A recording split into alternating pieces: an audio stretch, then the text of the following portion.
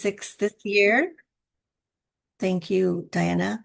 We have built the California network to the state that it is. We have 17 regions, we have multiple projects, and we are still growing. And given today's political and economic landscape, now more than ever, promotoras, community health workers are definitely needed in our communities to support, navigate, and help children, youth, and their families survive and navigate the ever changing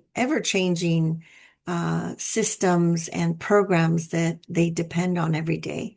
And so the Know Your Rights webinar series was created to really bring information to you all, both as residents, as health and human service providers, and as executive directors, staff.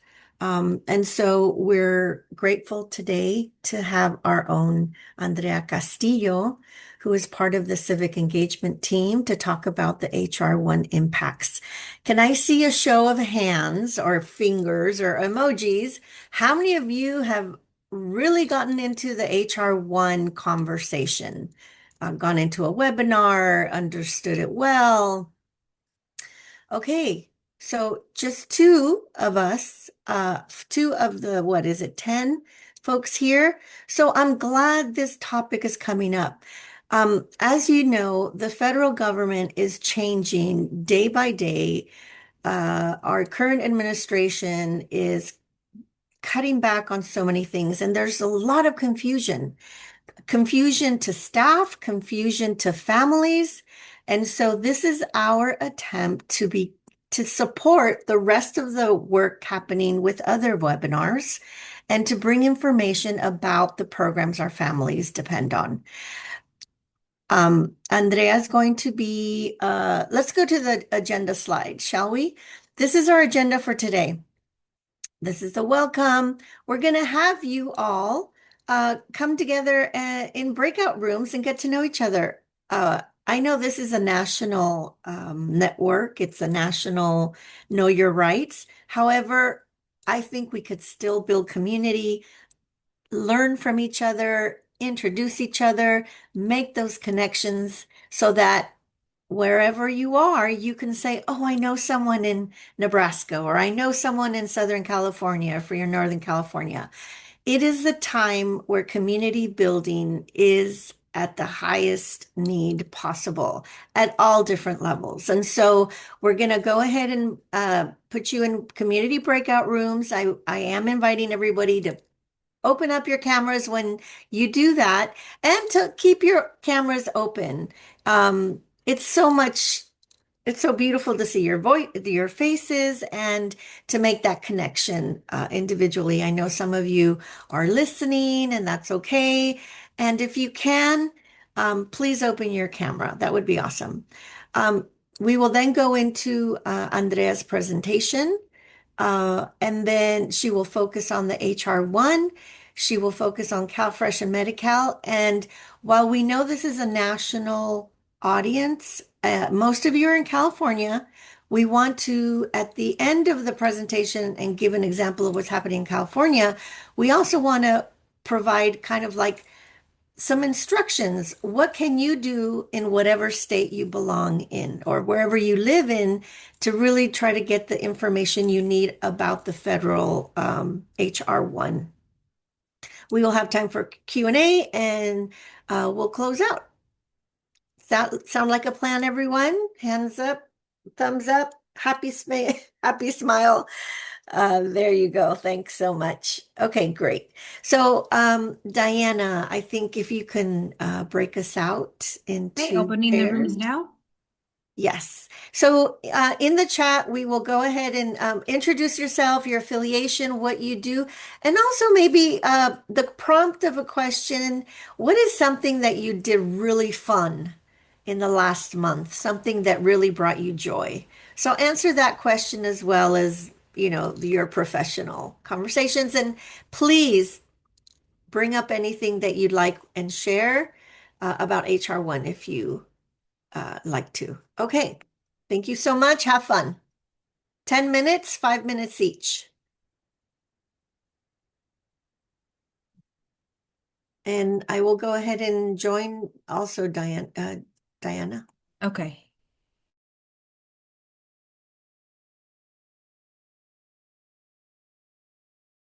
Let me know if you want to join, Andrea.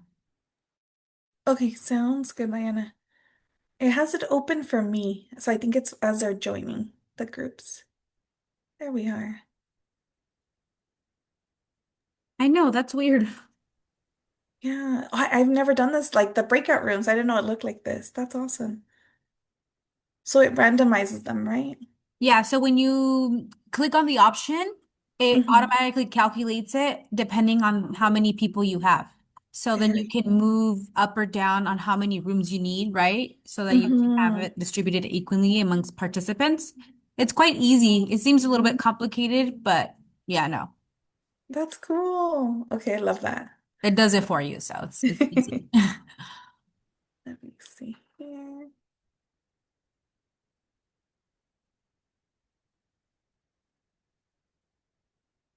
Hi, Marta. Thank you for joining us. We are in breakout rooms at the moment, just introductions, sharing a little bit about the work that you do and what you might know about HR1. So we will add you to a group if you'd like to share.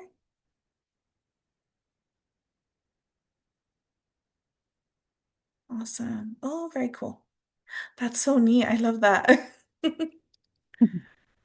See, I know Zoom, but I don't know like every feature of it. I've never had to do a breakout room.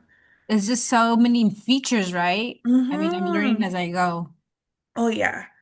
Like I just got used to doing like the little surveys in Zoom. Mm-hmm. Um, but even that I still have trouble with. Same here. Thank you so much for helping us out with this.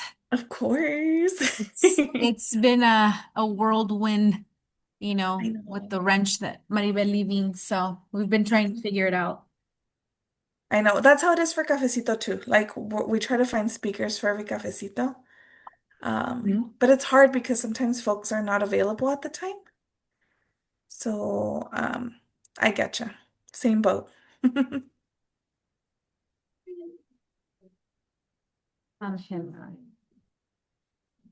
Hola, Jerry. Welcome.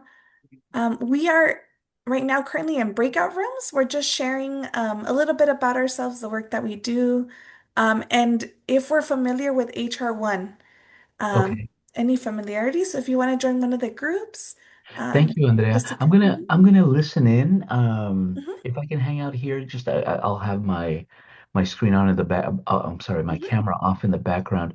Yeah, I've got a couple of proposals I'm working on, but the absolutely. HR1 all the technical information, I think it will Mhm. be very helpful. If it's okay, Andrea. Yeah, absolutely. Absolutely, Jerry. Welcome, Thank welcome. you. Thank you Hola, very much. Rubén. Gracias. Thank you for joining us. Ahorita Hola, estamos en Rubén. breakout room. Si quieres, entregarte. Am, si no, en un ratito ahorita continuamos con la presentación. We'll continue with the presentation. Sí, si quieres mandarme a un breaker room, está bien. Ok. Sí te lo mandé, dice 3, pero te lo vuelvo a mandar. Ah, ok. Ujú. Oh, ya lo tengo. Gracias. Gracias, Rubén.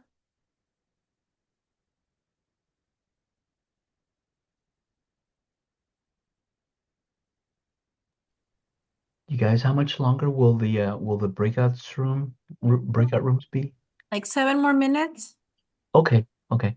I'll jump back in about 5 more minutes. Okay. Okay, sounds good, Jerry. Hola, Thanks again. compañeros. Hola, José. Gracias. Hola, Norma. We have some breakout rooms right now.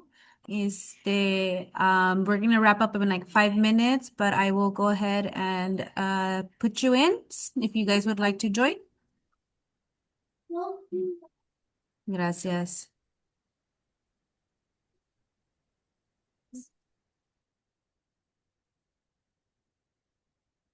Yeah, we just want to make sure like we say like this is what we've learned and educated ourselves, right? Hmm. On what we think. Well, obviously, we would be a follow-up with more concrete information in the future Yes. because we have compañeros, colegas from the org because this is a big topic. Mhm. So yeah, Yeah, this is very much like this is I'm thinking what we should do, and I'm gonna talk to Luis about it, is Maria's reviewing all the language right now. Yali and Luis already reviewed it, but I think we should get like I don't know if we do it here. I know at other places I've worked at, when I work on like infographics or fact sheets, we always have like a legal review just to make sure like all the lingo is okay and approved. So I'm gonna ask Luis um after this call, like, hey, I would suggest we have like a legal review. I know that this information is ever changing, but I think it yeah, would be nice just to cover, like, you know. yeah. And this is all from the oh my gosh, so many abbreviations. CDSS or CD. Uh-huh, both of them.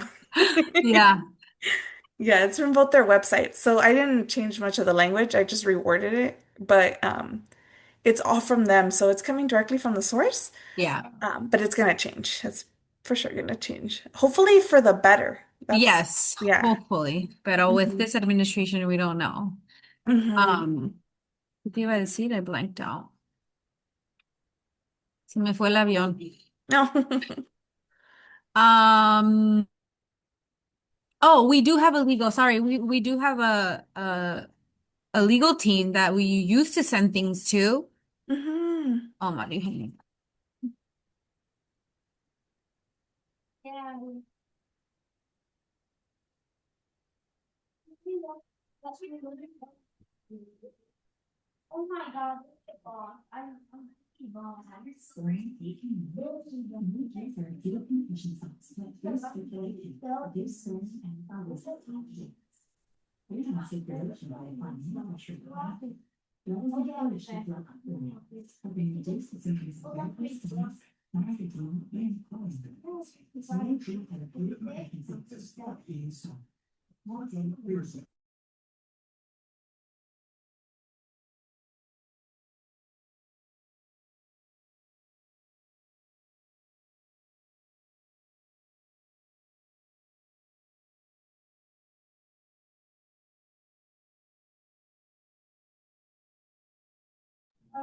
So what do you think, Andrea? 4 more minutes?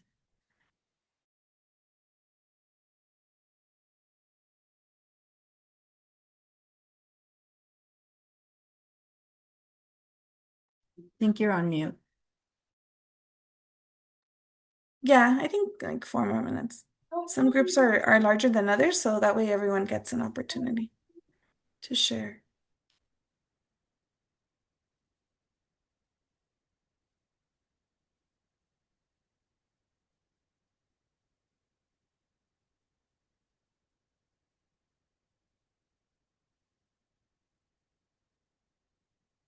Hola, Mayelin. Hola, María. Ahorita estamos en grupos, grupos chicos. Estamos compartiendo un poquito de nosotros.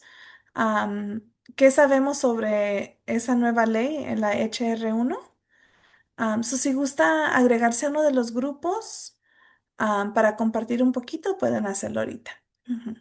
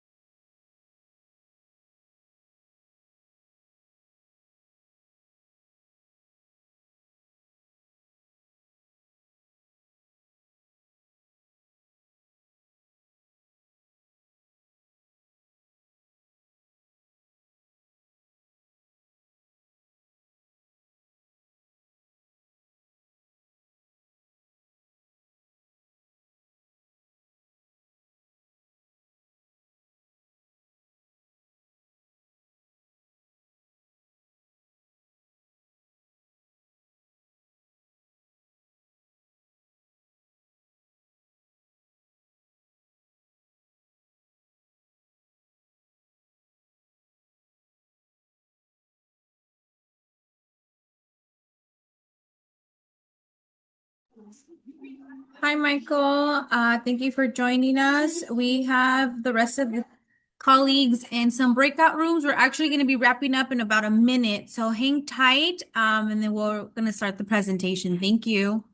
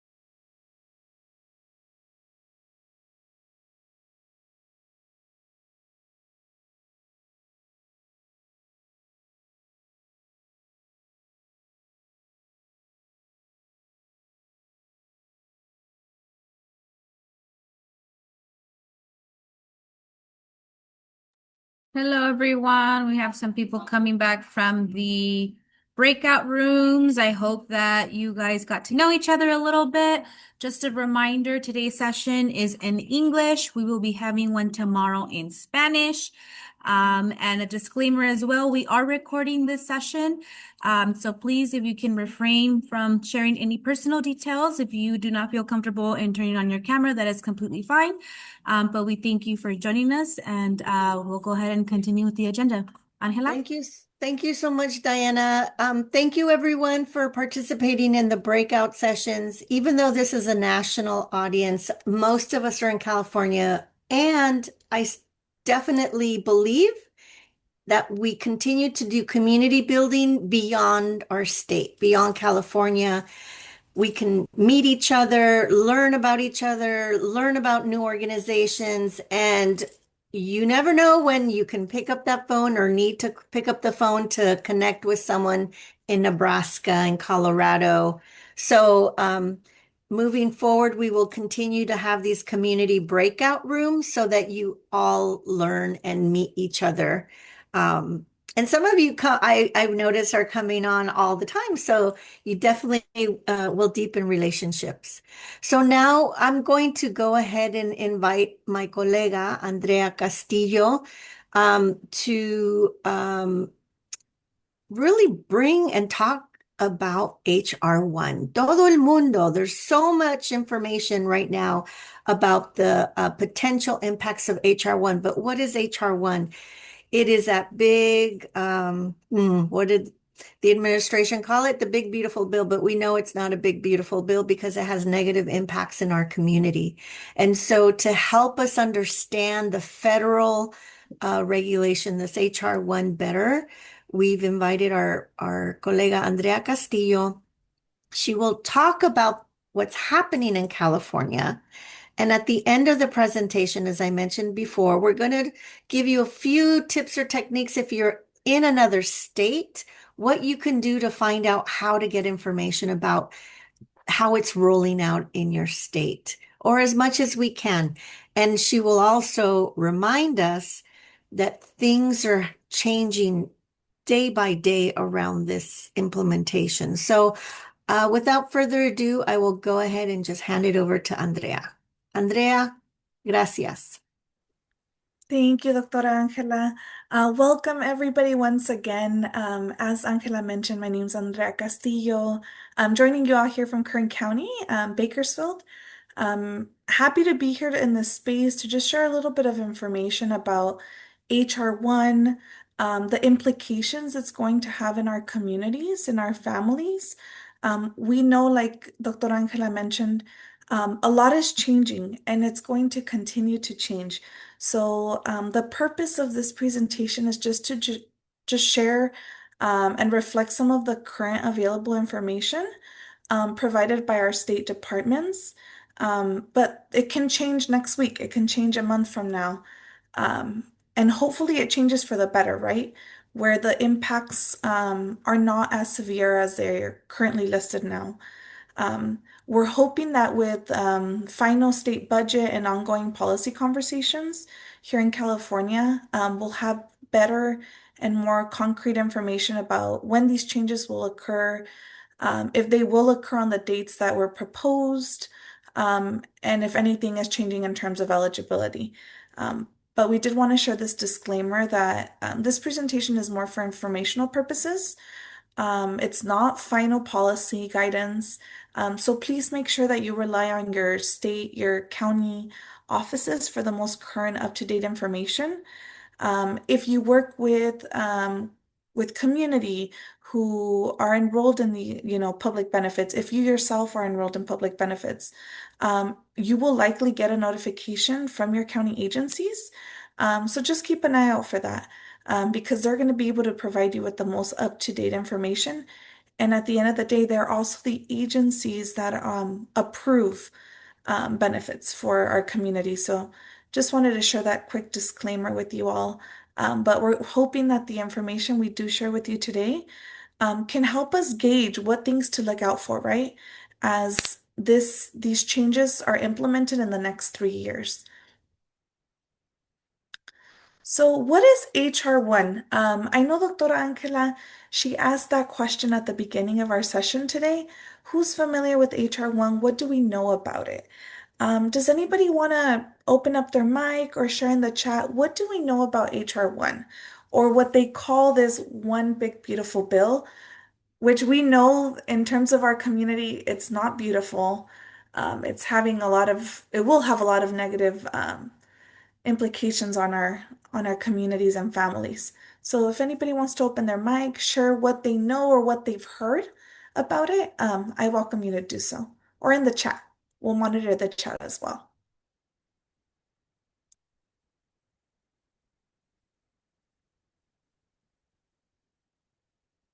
Or did anybody share anything during the breakout rooms about HR1, what they might be familiar with? Adelante, Jerry. Gracias. Buenos días, colegas. Muchas gracias, Andrea, Diana, Dr. Angela. Thank you for hosting this. I'm here because I haven't heard about HR1 in the community like I have heard about other changes in the past. And so I'm very curious to hear the presentation, how it's presented, what your recommendations are to talk about it in the community because I've not heard about it as often as I did before. And that to me indicates that maybe people don't know about it or don't have details about it. Looking at your slide right now, it says California is still determining how it will be implemented. So maybe the main messages or details rather have not been rolled out. So I'm very curious to hear the presentation today. Thank you. Thank you, Jerry. Thank you for sharing. That's a great point. There might be folks in the community that are not very familiar with what this law is or how it's going to impact them or their families. And then there might be folks here that are very familiar with it, that are working in clinics, working at social service centers and departments. So we're hoping that this space will be a collaborative space so we can all share. There'll be opportunities for folks who are maybe already doing the work to maybe share what they're seeing boots on the ground. But completely agree. Thank you for sharing, Jerry. Anybody else, if anybody else would like to share in the chat, maybe what they heard in the breakout rooms. All righty, everyone. And we can continue. All right, sharing in the chat. Yeah, and Carlos shared in the chat that, there was a delay in signing and the implementation. So some of the effects won't go, some of the changes won't go into effect immediately. Some are happening, as early as the beginning of this year. Some were implemented this month in terms of CalFresh, but they're rolling out as the years go by. So the full implementation is happening between 2026 to 2028. So we know that this is probably going to change. Like we mentioned, there's a lot of advocacy efforts happening here in California and other states to push out the implementation or change the language so that it doesn't impact our community so severely. And so just to share a little bit of background information, so HR1 or this, I call it the big bad bill, but they call it the one big beautiful bill. It was signed into law July 4th of this past year, which was done symbolically because of this country's Independence Day. And we know that this current administration really wants to make a statement when it comes to these rollouts. But it's really going to have an impact on a lot of our public benefits nationally. So not just here in California, but every state who oversees their own SNAP or their own Medicaid programs, it's going to have a huge impact on that, along with other programs that are, that we know that are the safety net for our communities. And as mentioned, we know that this was signed, but every state decides how they implement these changes, when they roll out, and California is still determining how that's going to happen. So what we're going to share today is what California has proposed as of right now, the most recent information, but we know that it might change in the next coming weeks. So why does this matter? Why does it matter for our families? One of the greatest impacts here in California is going to be eligibility for programs like CalFresh and Medi-Cal.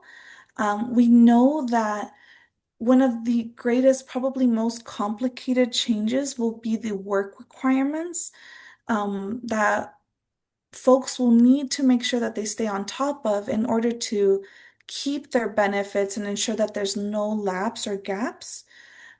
We also will talk about the renewal frequency. Currently, it's only required that you renew once a year. That's the standard across CalFresh, Medi-Cal. We get a ton of notifications in the mail to let us know when that needs to be completed, what we need to send in. But with this new HR1 changes, the renewal frequency will change. It's going to be much more frequent. Some folks are going to have to renew every 6 months, and it's going to require potentially different paperwork. So it's really going to change the way that our families stay on top of these programs. And as promotoras, as community health workers, as community leaders, our role is going to be to inform our community and make sure that no one has lapse in care, no one loses CalFresh benefits, and that they're prepared for when these changes occur, if and when they occur, right? As these changes are being implemented. Um, as I mentioned before, this is going to happen in the next 2 years. So some of them have already been implemented as of January. State rules are being finalized. So California, the information we're sharing today is the most current, but there are other states that implemented much sooner. An example I can give you, we work with promotoras in the state of Nebraska, and the work requirements for Medicaid in Nebraska actually started May 1st. So as of May of this year, communities have to provide proof of work or other requirements in order to keep their Medicaid benefits. So every state is different. Montana is implemented it this past June 1st. And we know that some of the other southern states or the Midwest states are also implementing it much sooner than California. So we just want to put that out there, make sure that we're staying up to date with our specific state, our counties, because every state is different. And as mentioned, families will receive official notices before these changes take place. So if you're working in community, if you or your family receive any of these benefits, just check your mail, check it often.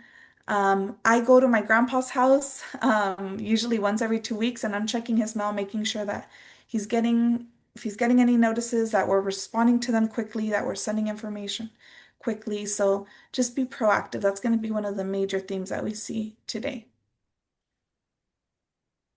Any questions? Maybe anything anybody wants to share what they're hearing or how this might impact our communities? Just want to make sure we have a space to share openly. Andrea, your message and your own example of what family members can do, I think is so important. And I think that's one of the messages I'm going to take away is really talk to families. I'll probably talk to more families and interact with more families than I will with actual recipients or Mhm. potential recipients, people who qualify. And I think it's up to the family and up to younger generations who understand the language, who understand the system a little bit better, to really be supportive of some of our family members that may be older, that may not understand, the system and maybe also may not be responsible for checking the mail. Mhm. Maybe I know a lot of older people that live con los yernos, con los, with their sons or son-in-laws, daughter-in-laws, etc. And I think it's up to the younger folks to really be supportive. So that's a powerful message. Thank you. Thank you, Jerry. Thank you for sharing that. I think that's what family is here for, right? Especially like Jerry mentioned, if we know the language, if we're somewhat familiar with these changes, we can take that proactive step, right, to support our families. And hopefully our families can share it as well, right? That's how messaging, that's how trusted networks are created. So si ayudamos, if we help an aunt or an uncle, maybe they'll share it with a coworker, hey, double check. make sure that you don't have to submit any work requirements. That's how we share this information in the community, and we hope that we create these trusted networks, right, as these changes are being implemented. Thank you, Jerry. So what we're going to do today is we're going to share what's changing in terms of CalFresh, or as we know nationally as SNAP, the Supplemental Nutrition Assistance Program. And we're also going to talk about the changes, the proposed changes to Medi-Cal, which we know nationally as Medicaid, right? It's known differently in every state. But our goal today is to share some of those important dates to keep in mind. And we know that these things might change depending on, budgets, state budgets, legislation. We're hoping it changes for the better, but we just want to give you the information that we have currently. All of the details we're sharing, we're going to share the links that will take you directly to our state agencies where we obtain this information. It's the most current, the Department of Healthcare Services, CDSS, they're all sharing this information and keeping it pretty up to date from what I've noticed. So hopefully we all stay aware, and if there are any new changes, we'll make sure to share it with you all. But starting with CalFresh, one of the major changes that we saw this past November was changes in utility deductions. So this is something that sometimes we oversee if it doesn't apply to us. But if you work as an enroller, a few years ago, I worked in Sacramento and I was helping support families and enrolling with SNAP, with CalFresh and Medi-Cal. And one of the things that supported our families was being able to report utility deductions, which help increase their CalFresh benefits for their household. And it also helps with eligibility. So one of the recent changes that we saw is how those utility costs are calculated.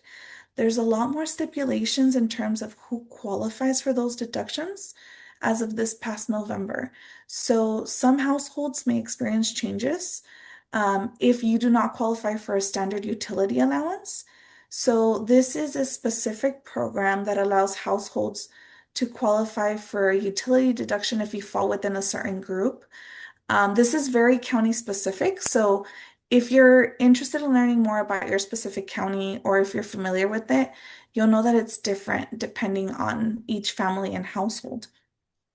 The greatest impact will, however, be for households that have older adults over the age of 60 or a member of their family with a disability. So that can be a child, an adult. But they're being a lot more specific about who qualifies for this deduction. You do have to provide proof. But if you don't qualify under those two categories, you might see a lower CalFresh benefits in your household, or some households, very small number of households, will lose eligibility altogether for CalFresh. So this is an impact that went into effect this past November. If you haven't heard, members in your community or your families, it might be that this doesn't apply to them, but it's always good to check. Do you qualify for a utility deduction? Let's call your county office to double check because maybe you do, and that can increase your CalFresh benefits. So just wanted to share that. It's already went into effect in November, but it's always good to just know it all together. One of the major changes that we saw this past April in terms of CalFresh is loss of eligibility for some of our lawfully present immigrants. So in the state of California, and we'll share the links in the chat, CDSS and the Department of Healthcare Services, they have a chart where they have every qualification for immigrants in terms of their categories and what they qualify for, what they don't qualify for, or if they are required to submit additional paperwork. As of April of this past year, we know that certain lawfully present immigrants, so these are folks that previously qualified for CalFresh, no longer qualify for CalFresh. These groups are asylees, refugees, parolees, survivors of domestic violence or human trafficking, and other humanitarian categories. So previously they were receiving CalFresh benefits as of April, they no longer qualify. The new group that is eligible, or the remaining group, are permanent residents, Cuban and Haitian entrants, and COFA migrants. So those are very specific categories. And permanent residents will continue to receive benefits as they have before. Um, but I did want to add something at the end. We know that most of our families, and I'm just speaking for myself, coming from a mixed status household, sometimes our children might receive benefits, but because of our immigration status, we don't. So we want to remind the community, we want to remind our families that if you lose eligibility because of your immigration status, your child may still be eligible. So make sure that you continue to check in with your county office, because we want to make sure that your child does not lose benefits, that you are submitting all the paperwork to remain eligible for your child. So just keep that in mind. I think a major misconception that I'm noticing in the community, even with my own family members, is, hey, I'm not here. I don't have documentation or proof of status, so I'm not going to apply for CalFresh because, you know, we don't qualify for it. But your daughter or your son were born here. They do qualify as U.S. citizens. Or maybe your daughter is a permanent resident. So make sure that we share that with their families, with our communities, that even though we live in mixed status households, eligibility is determined separately from yours if you have children. So always double check. We want to make sure that our families know that our children still qualify for those benefits, because that's one of the major misconceptions that we're hearing, boots on the ground. Any questions so far? This is Angela. No, I think this is a very, very important point that we given the mixed status families and the fact that our children are still eligible, even though the parents are not. That is so important. Thank you for highlighting that. No, thank you, Angela. Yeah, I think that's going to be something that we really have to push forward as these changes are happening. That eligibility is determined separately. So if we live in mixed status households, continue to check with your local organizations, with your county offices, because even if you don't qualify as the adult in the household, your children may still qualify. It's very, very important. Thank you, Angela. So another major change that rolled out this past month here in California is the work requirements for CalFresh. This only applies to adults ages 19 to 64 who do not qualify for an exemption. You'll be required to report work hours, volunteer hours, if you attend school or participate in any job training program. It will be required that you submit documentation of that. And we'll talk a little bit about what we can submit and who's exempt. So some exemptions currently are pregnancy, children and adults ages 65 and older. Parents of children under the age of 14 do not have to report these work requirements. So we also want to remind our families there, if you have children under the age of 14, this does not apply to you. If you're a caregiver of an ill household member, or if you have a disability or a serious health condition, this work requirement does not apply to you. So we want to make sure that we let our families know. We don't want to create fear that folks will lose benefits, but we want to make sure that they're informed, right? We want to make sure that they are exempt from these work requirements. If they're not, then we want to share what they need to do to continue receiving their benefits. So just to follow up a little bit on that. So to meet these requirements, adults between the ages of 19 and 65 will need to work at least 80 hours per month. So that can be cumulative. You can work 20 hours per week if you're part-time, or a combination of different qualifying factors. So let's say you work maybe 60 hours a month, but you volunteer or do community service 20 hours a month. That'll total the 80 that's required. So it can be a combination of different activities as long as you're able to report 80 hours per month.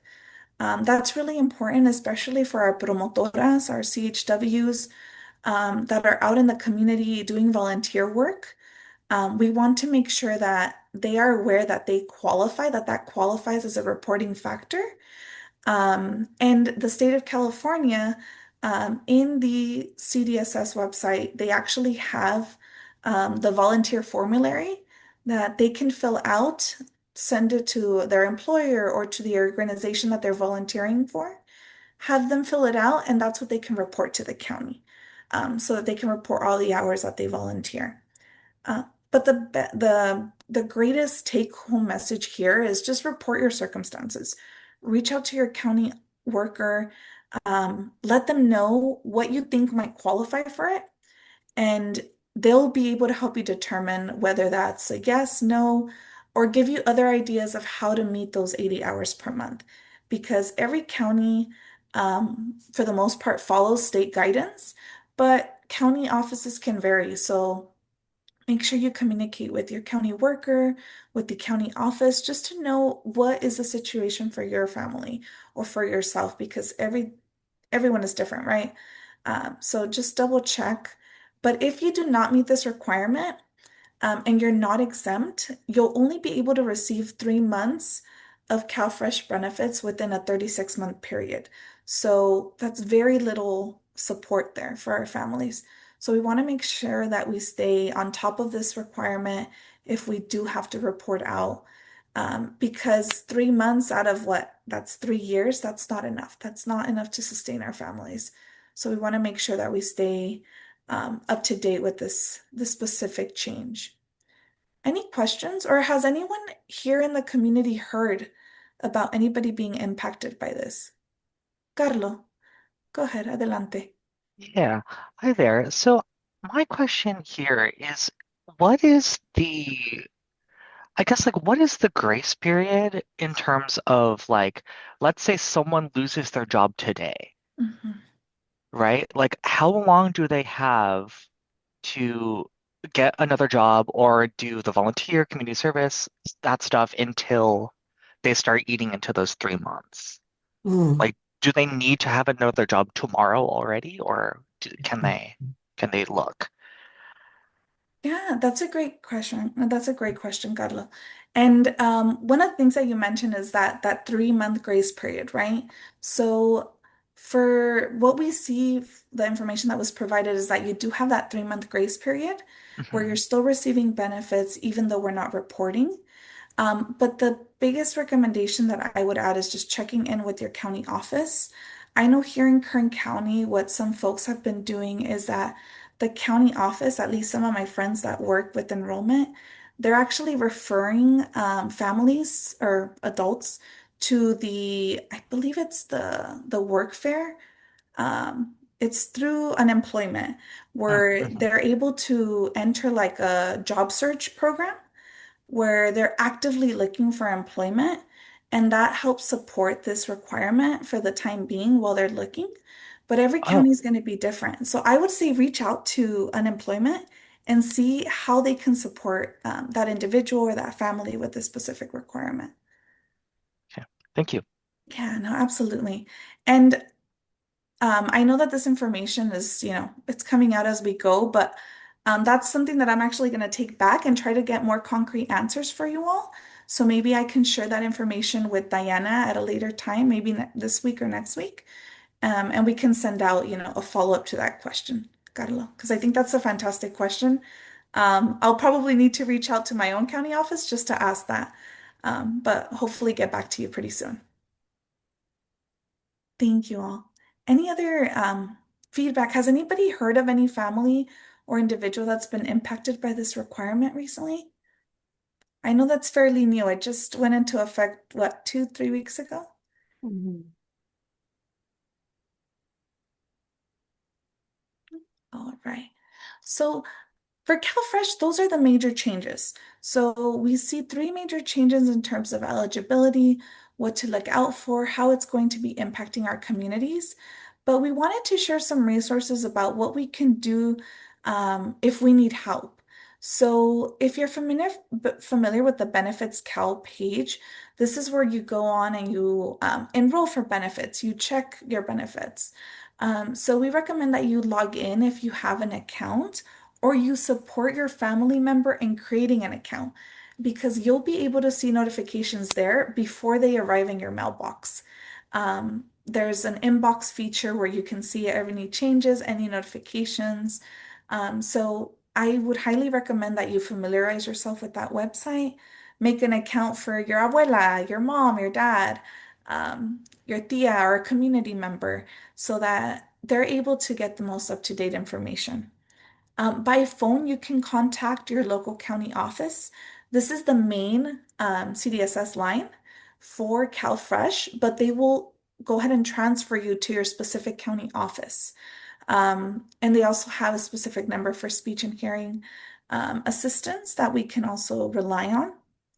In person, I did share the website to the calfreshfood.org page where you can actually put in your zip code, and it's going to give you a radius of all the offices in your location where you can go for support, specific county social service offices. But there are instances where they also share like community clinics or other locations where you can go for help. Um, but please know that there's options. You can also reach out to promotoras or CHWs in your community. A lot of you work for community organizations that are probably doing this work, helping folks enroll. So you are also a fountain of information as these changes are being implemented, as they're impacting our communities to share this information, share this knowledge, and update our communities as things are evolving and progressing. So just wanted to share these local resources, these resources that we can rely on in terms of CalFresh. Hmm. Thank you so much, Andrea, for this piece because um, I just wanted to share with you that I was in a webinar and we know that because of these changes the changes to the guidelines, to the requirements, that there's going to be additional work for the counties and for the programs. And so one panelist in a webinar I went to really is concerned that there aren't enough staff and that they need new staff to process and work with the community with these changes. And so at the moment, both the House and the Senate in the California legislature have requested additional funds to the governor. They both agreed and are asking for millions of dollars to be able to send to the counties to hire staff to help people process all this new requirement. So that's also that's in the negotiations right now. So just know that even after, however this lands, we may see delays, long turnaround times. So it's important that if your families do submit applications, that they also know this reality. We're hopeful that the governor does sign um, this new budget ask to support the counties, to support the families in community. Thank you, Andrea. Thank you, Angela. That's such a great, important, very important point. Everything is evolving. And I think a beacon of hope is that organizations, just like the ones that you all maybe are representing and work for, Visión y Compromiso, we're being very proactive with pushing back, right? Pushing back with, the resources that we have, and hopefully the changes that do occur are for the better. But we want to stay informed and prepared as well. Thank you, Angela. So moving on to Medi-Cal. Medi-Cal is a little bit more extensive, and if you live outside of California, it might have a different name, but nationally we know it as Medicaid. There's a few more changes that are happening in terms of HR1 and how it's impacting Medi-Cal specifically. So we're going to share those dates with you all, and as well as some resources, things to look out for. But as of this past January, what have you all heard about the immigration enrollment freeze? What are you familiar with? What happened January in terms of Medi-Cal eligibility, enrollment eligibility? Did anybody hear anything specific?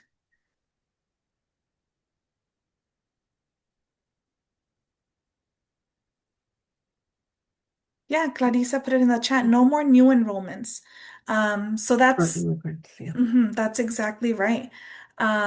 So as of January of this year, some adults will no longer be eligible to enroll in full scope Medi-Cal because of their immigration status. And I do want to just go into that a little bit more because this can be a very confusing topic, especially for those of us or family members who currently qualify for full scope but have no proof of status. So as of January of this year, um, because of if you have no proof of status, you're no longer eligible to enroll. So that only applies to new enrollments. If you currently have full scope Medi-Cal and have no proof of status and are enrolled prior to the 1st of January, you can still keep your coverage. So you will not be impacted. Um, all you need to do is make sure you complete your annual renewals and continue to meet other eligibility requirements, like income and living here in California. This only applies to new folks that have not had full scope Medi-Cal in the past, but wish to enroll. Um, if your coverage ends, so I will give you the example of my uncle. He already got his notification in the mail that he has to renew. My uncle is undocumented. So he has 3 months to re-enroll to keep his full scope Medi-Cal. So he still has to meet his income requirement and live here in the state of California. But he is undocumented, so he will continue to receive full scope benefits as long as he stays on top of his annual renewal. This is going to be really, really important, folks, because that 3 month grace period is pretty strict. We want to make sure that our community who has full scope Medi-Cal and has no proof of status do their annual renewal as soon as possible. As soon as they get that notification in the mail, get it done that same week because the date that is on that letter, that's what's going to determine how they view renewals moving forward. But it's going to be so crucial that we stay on top of this. So, as mentioned earlier, like Jerry noted, if we have family members that we know are receiving full scope Medi-Cal, and don't have proof of status, we need to make sure that we're checking in on them, making sure that we check letters in the mail, that we're getting everything sent in. Because if they miss that 3 month mark, they will not be able to re-enroll again. So that's going to be very, very important. Full scope Medi-Cal still continues for folks for children ages 0 to 18, regardless of immigration status, for pregnant individuals and 12 months postpartum, as well as former foster youth under the age of 26. So regardless of immigration status, they can still enroll, submit new enrollments, and continue to receive benefits. Jerry, I see that you have your hand raised. Go ahead, Jerry. Adelante. Gracias, Andrea. Um, in the case of someone like your uncle and someone in Mhm, that situation, so the annual renewal, right? mhm. Uh, in the annual renewal, is there anything that would ask about immigration status? That's one question. Does the annual renewal have any questions related to immigration status? And then the income requirements, right, or the income, if someone doesn't have the permission to work in this country legally, how do they prove income? That would be the second question. That's a Thanks. great question, Jerry. That's a great question. So, in terms of the annual renewal, I don't know if anybody here would like to share or who's actually helping with enrollments at the moment or renewals. I know that I personally don't help him. He actually goes to a community clinic where he has a CHW that supports him with the renewals. I can definitely make that question and follow back with you all. Does anybody here work with renewals? I'd like to open the space because I think everyone here is an expert in their own experience. So I see Melanie. Melanie's an enroller. Could you repeat that question for Melanie, Jerry, Of to see if course. she can Thank you, clarify Melanie. that for us? No worries. Thank you. So, Melanie, the question is on the annual renewal, are there any questions related to immigration status? Where someone would avoid that renewal because they're asking about immigration status. That's the first question. And the second question is to prove income in that renewal. If someone doesn't have the legal uh, permission to work in this country, how do they prove income in a situation like that? Thank you.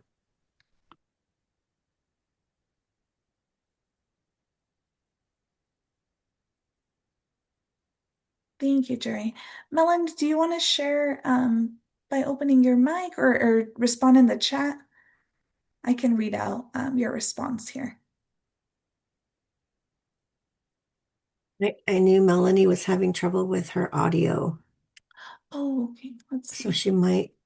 she just might, yeah, she responded. Well, okay. She might be responding in chat. Okay, great. Well, while we wait to see Melanie's response there, I think these are excellent questions that go more into, what that process actually looks like. And I'm gonna do some research myself, Jerry, and hopefully, like I said, follow back with you all within the next week, share the slides as well, so that we all, have a sense of what this looks like in real life, right? I'm going to reach out to my Theo, ask him, what are some of the questions that he had to fill out in terms of the renewal. But I think you hit a really good point.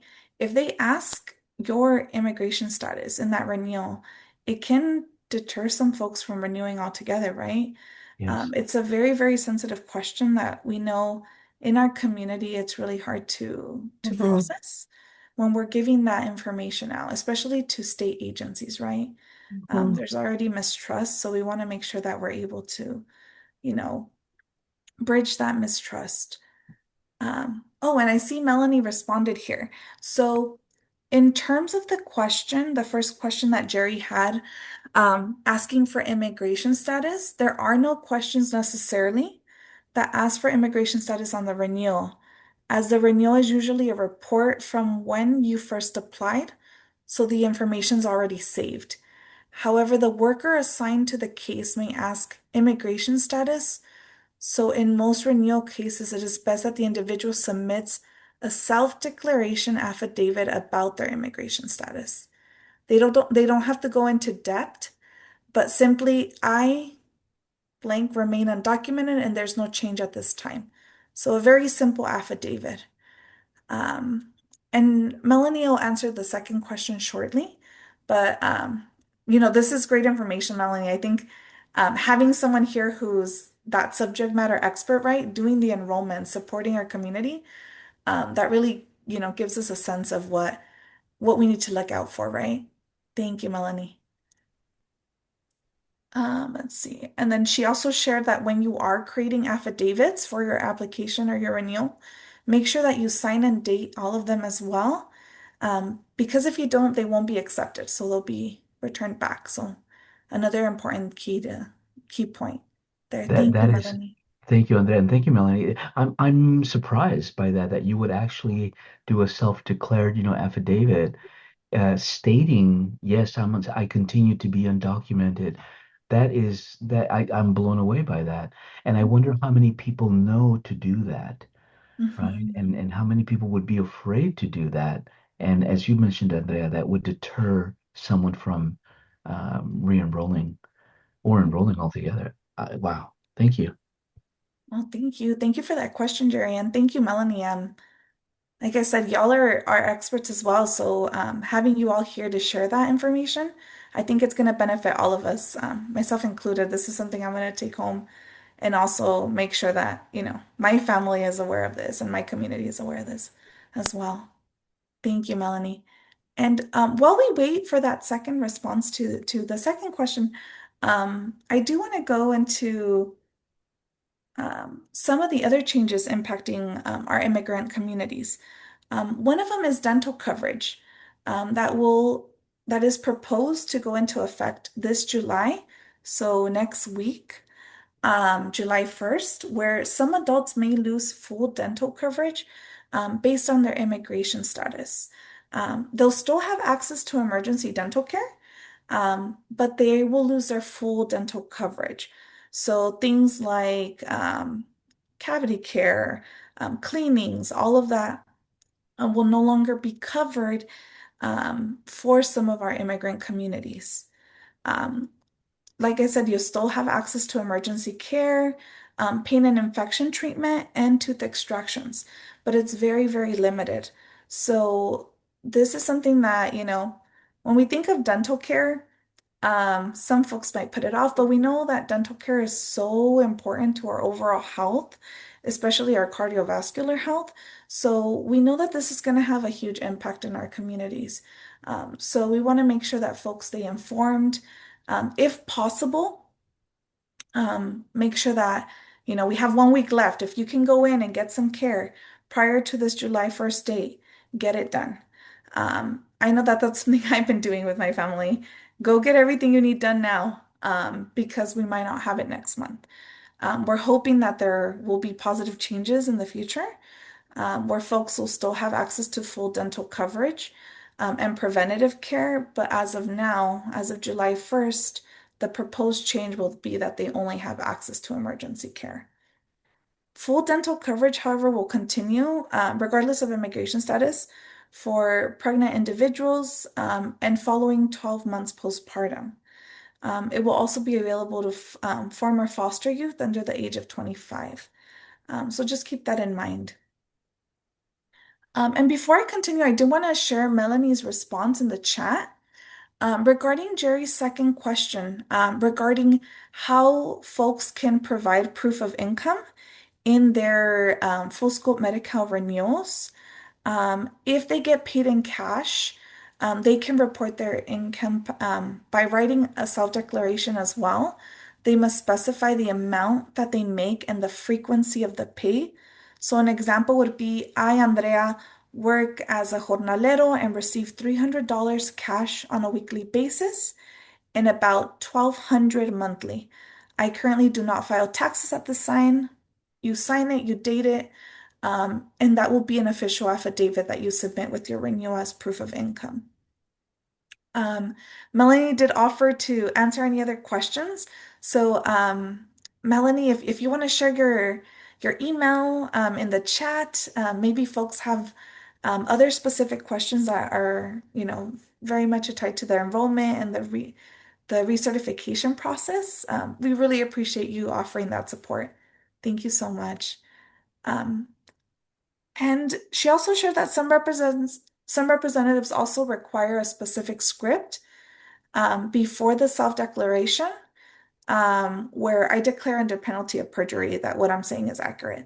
So I think every enroller, depending on your situation, will be able to guide you and navigate you through this process. And Melanie shared her email. If you have any further questions, please reach out. I know I will. Thank you so much, Melanie. Any other questions, folks, that we might have up to this point?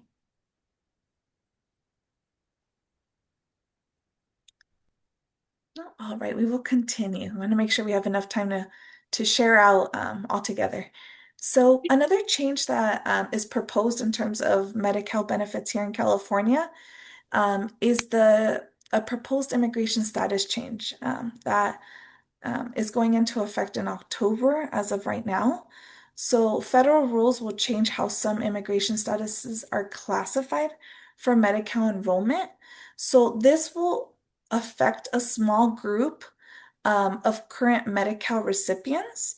These include refugees and asylees without a green card, humanitarian parolees admitted within the last year, and survivors of domestic violence or human trafficking with a pending status. So this is ever changing and ever evolving. Even in our state agency websites, they have a disclaimer that more information will be provided. But if a family member or a community member that you're working with falls within this category, it's going to be very important that they reach out to their county offices, and get more clarity about how this might impact them.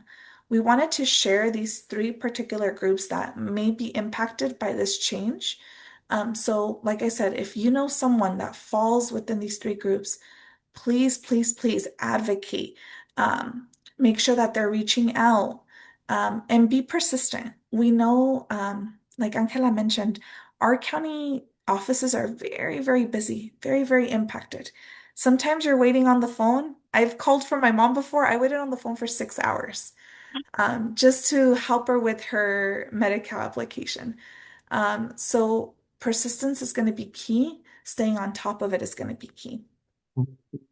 Any questions here, folks, that might come up? Alrighty. So moving on to one of the greatest changes to Medi-Cal. Similar to CalFresh, starting January 1st, there will be work requirements implemented for adults ages 19 to 64. It's very similar to what we see in CalFresh, where we'll need to report 80 hours monthly of work, volunteer service, job training, or school, attending school part-time in order to keep your Medi-Cal coverage. Some exemptions include children and adults ages 65 and older, pregnant and postpartum individuals, parents of children under the age of 14, folks with disabilities or serious health conditions, foster youth and former foster youth under the age of 26, and our Native American communities Mm-hmm. here in the US. Mm-hmm. These are just a few exemptions. There's a lot more exemptions. And I did want to share that these things are changing. And Visión y Compromiso, we're actually working on a fact sheet that will help us determine whether these exemptions apply to us. So we will be sharing that out shortly. We're still developing it, making sure that everything is accurate. We're going to have it reviewed multiple times before we disseminate it with you all. But please know that's in the works. We want to make sure that you have this resource available to you, because this is, like I said, one of the major changes to our Medi-Cal program as it stands right now. Mm-hmm. Let me go ahead and add here. So how do we meet these requirements? Andrea, sorry, can Yeah, I, go ahead. it's hard to see my hand.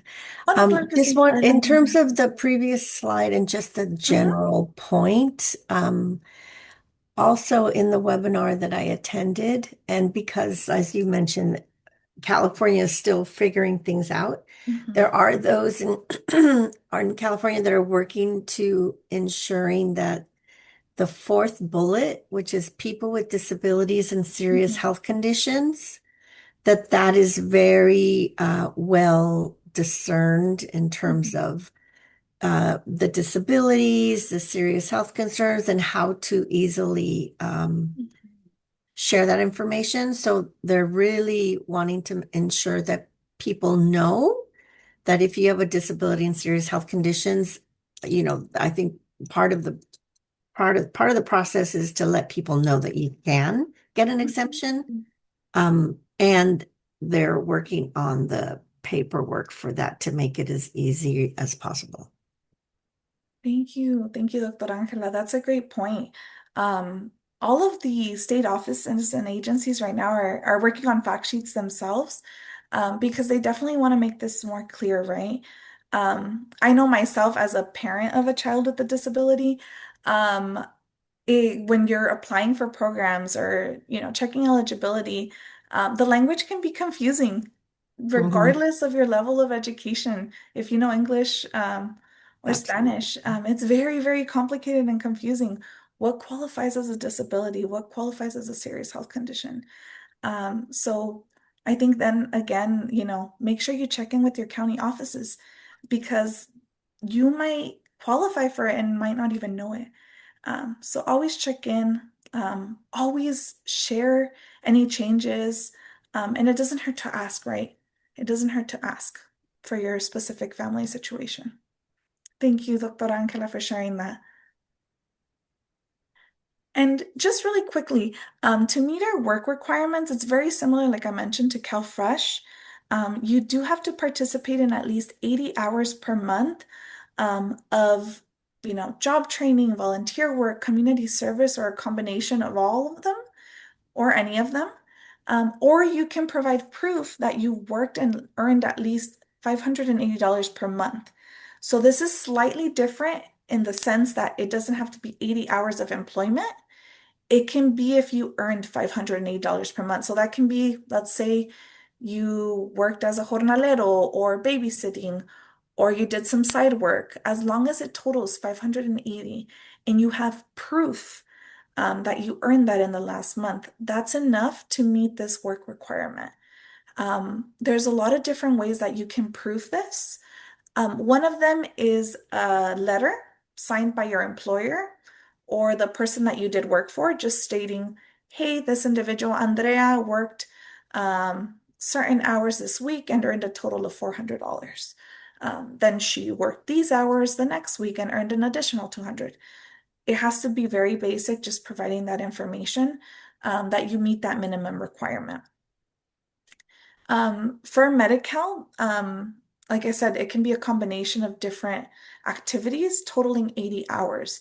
So if you're a promotora or you volunteer, let's say you have a community member that volunteers at a school, at their child's school or at a clinic, all they need is a letter from that school, the clinic, proving or, stating this individual worked these hours, total hours of community service.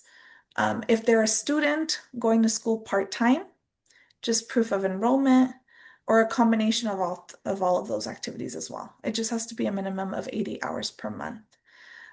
If you are required to submit these work requirements, you will receive a notification from the Medi-Cal office. And just know that if we don't meet these requirements, we could lose coverage. So there might be a gap in our care. This is especially important, and I can't stress this enough, for our families or community members that have chronic conditions, folks that rely on medications on a daily basis. It's going to be really important that we check in on those folks to ensure that there's no lapse in care. We don't want them to go, a week or 2 weeks without their diabetes medication, their high blood pressure medication. We want to make sure that folks are up to date with, physical screenings. So this is going to be really important for folks that do get chronic care at their local clinics through their Medi-Cal benefits. Any questions so far? I know this is a lot of information, and we're just providing like a baseline of what we know so far, but we know that it might change, right? All right. So another change that is proposed for this coming year, starting January, is the 6-month eligibility checks. So currently, and I know as Melanie, our expert enroller here would know, currently it's only required to renew every year, once a year. You get a notice in the mail or a packet in the mail, depending on your specific county, where you submit paperwork to renew your proof of income. But this is going to change for some adults. So some adults within the ages of 19 and 64 will need to renew every 6 months instead of once a year. Renewals can be complicated, so even renewing once a year can take us a bit of time. So this increase in renewals or eligibility checks can have a negative impact in our communities. So we want to make sure that we are sharing this information with folks, that they don't assume that because they renewed this February, they don't have to renew like next month, right? Or in the coming months. We want to make sure that folks are informed. The only exemptions at this time are pregnant and postpartum individuals, Native Americans, so American Indians and Alaska Natives, and former foster youth.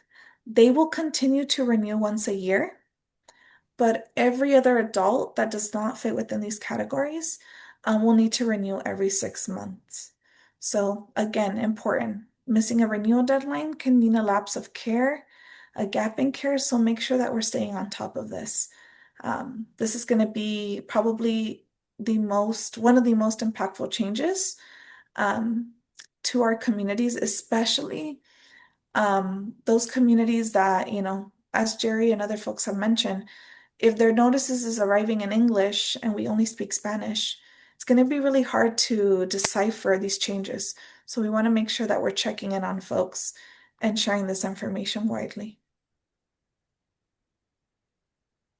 So, question, Andrea. So, Thank there's no Spanish versions to this, like, or other languages. They're not going to make those things available. No, there will be. There will be. But it's going to be important that when and maybe Melanie can share in the chat. I know my parents and my tios, they received their notices in Spanish, Mhm. but previously they were arriving in English. So we had to call, change preferred language, Got um, it. but folks might need to do that. Yeah. Um, Okay. so it's going to be important to check in on, Yeah. ensure that they're receiving information in their language. I Mhm. know that CDSS and some of the state agencies are working on fact sheets and they're going to try to provide them in quite a bit of languages. So hopefully, once that information becomes available, we'll be able to share with this network all these links as well as our Visión y Compromiso fact sheets that we're working on, and maybe more than just English and Spanish, right? So Mhm. once those become available, we'll definitely share them out. Great Great. question, Angela. Thank you. And then another change that we might see to Medi-Cal this next July is actually monthly premiums. So currently, how Medi-Cal works is that most folks don't have a premium at all, right? You receive Medi-Cal um, and you can use your benefits, wherever it's, accepted. But as of July of next year, 2027, monthly premiums might be implemented. So for Medi-Cal members ages 19 to 59 without proof of legal status, will be required to pay a $30 monthly premium to maintain their full scope coverage. So this is only for folks that don't have proof of legal status. If they have full scope Medi-Cal, they'll need to pay that $30 monthly premium.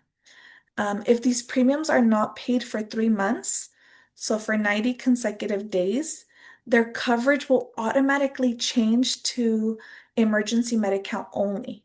So it's going to be very crucial that if this implementation does happen, that our folks know that they have to pay that $30 monthly premium to keep their full scope Medi-Cal. If not, it converts over to emergency. But there are some folks that are exempt from this. So there is no premium requirement for pregnant individuals and 12 months postpartum and for farmer foster youth under the age of 26. I know that this is still a year away. It might change from here to tomorrow or next week. But we still want to have this information, right?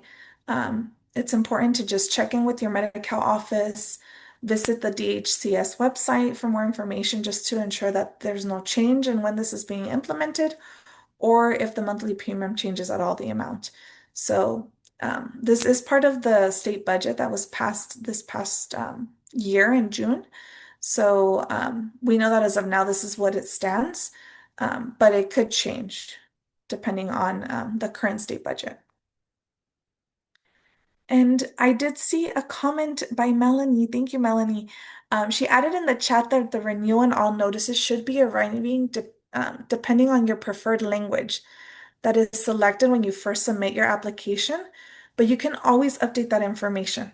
Thank you so much, Melanie. That's exactly what I did for my parents. Everything was arriving in English. We logged onto their portal and now they get everything in Spanish. So thank you so much, Melanie. That's a great point. And definitely check on your relatives' mail, maybe your mom's mail, grandparents' mail, to make sure that they're receiving it in a language that they feel the most comfortable with. Thank you, Melanie. So these are just some of the proposed changes to Medi-Cal.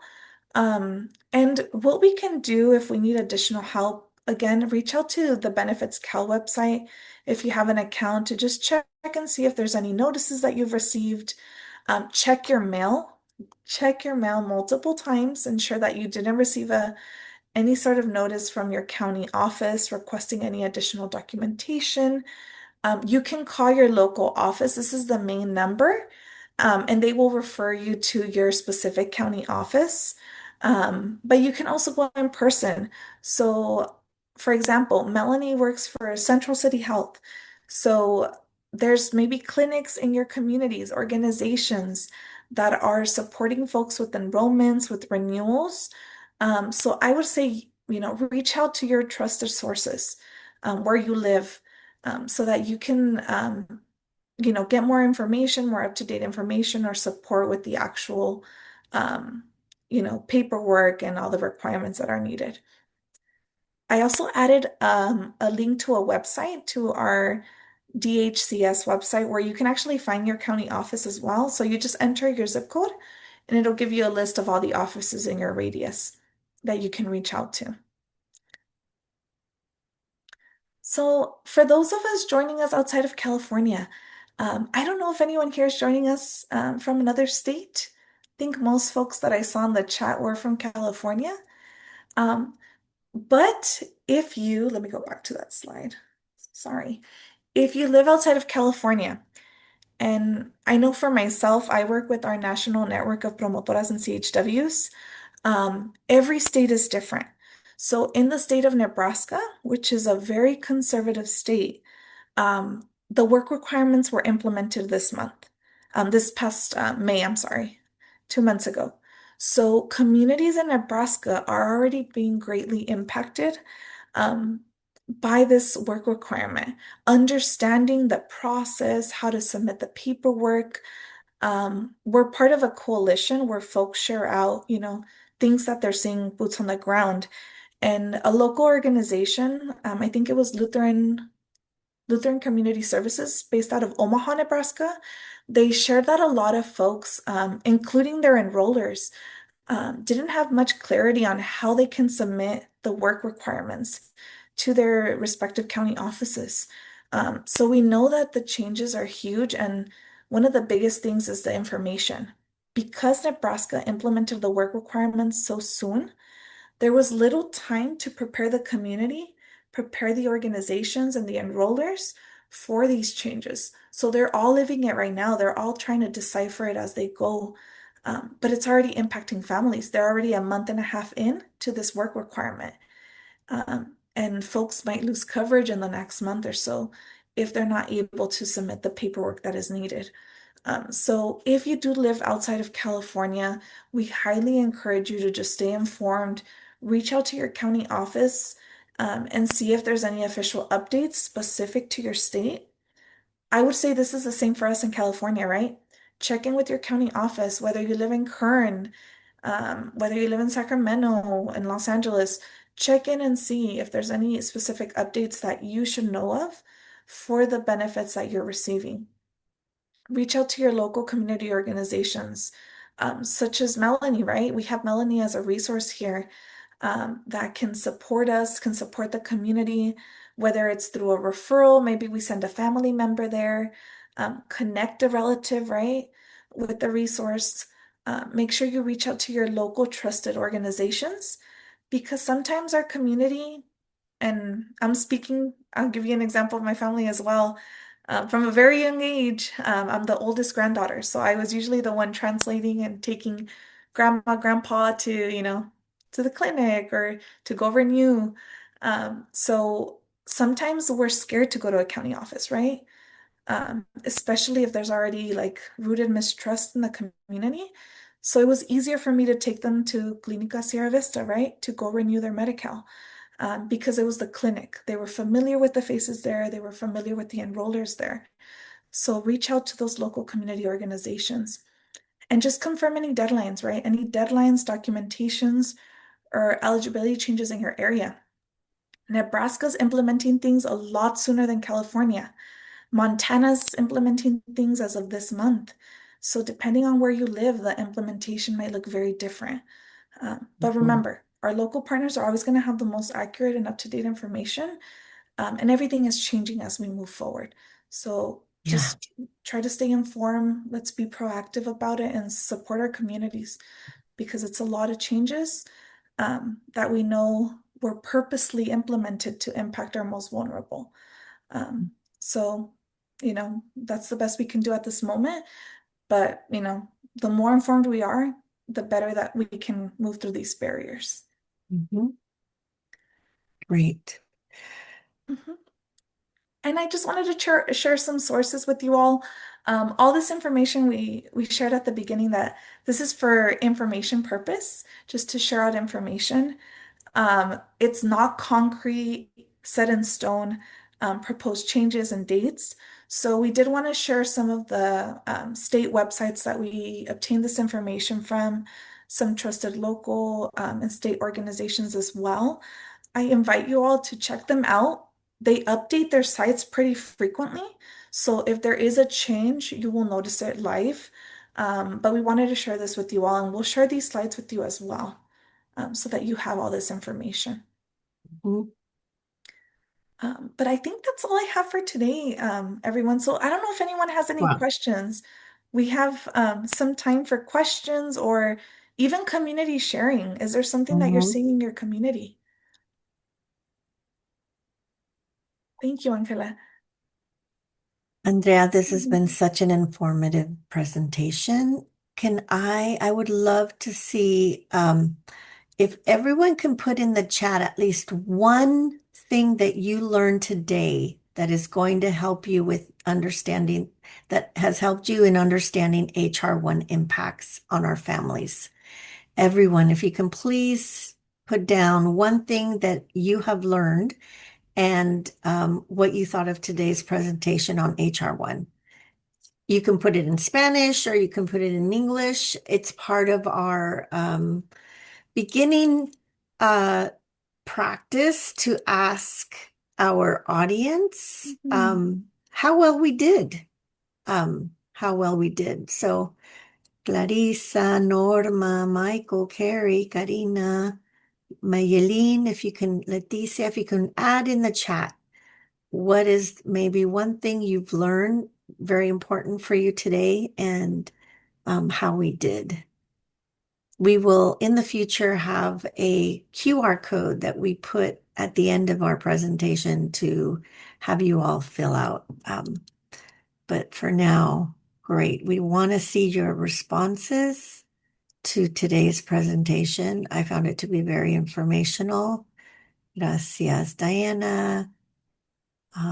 Thank you for a very informative in presentation. One thing I learned was how the preferred language can be updated for notices. Very important. Learned about affidavits. Okay. The manner in which an undocumented person must provide uh, an affidavit. Great. Great, great, great. So just keep them coming. Continue to offer your thoughts and your learnings in the chat. Um, Learned about the new Medi-Cal changes. Yes. And I want to reiterate two things. One, for California, as you know, and because we're still in budget limbo, things can change. Unfortunately, we know that these regulations that are coming down from the federal government are not in support of our communities. And so, that phrase that people say all the time is so true. Knowledge is power.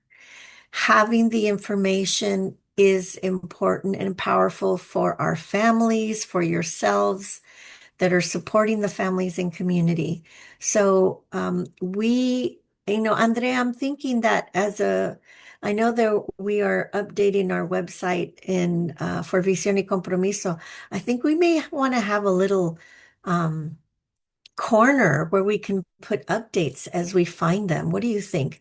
Everybody, would that be a really good idea to create a section of our website where it says HR1 updates or things to know, so that you can also utilize our website as a resource for information. Thank you, Melanie. And I think, all right, so you all think it's a good idea. So let's work on that, Andrea. I know that Andrea is going to also do some research and find out information. And I think the key here is, again, information, timely information, and accurate knowledge. Diana, I see your hand up.